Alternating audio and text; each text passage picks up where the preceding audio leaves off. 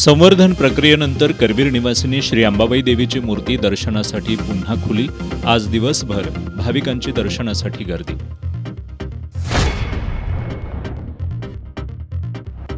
एलसीबीनं इचलकरंजीतून जेरबंद केली बनावट चलनी नोटा तयार करणारी टोळी. 2.25 लाख रुपयांच्या बनावट नोटांसह नोटा तयार करण्याचं साहित्य केलं जप्त.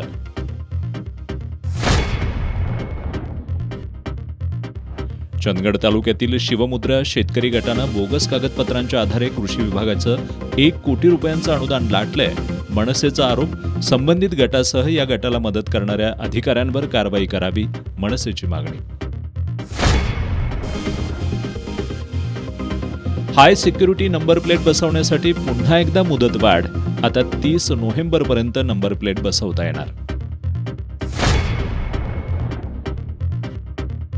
आणि कोल्हापूर सर्किट बेंचच्या उद्घाटनाची तयारी अंतिम टप्प्यात. उद्घाटनासाठी बाहेरगावाहून येणाऱ्या वकिलांना हॉटेल मालक संघ सवलतीच्या दरात देणार सेवा.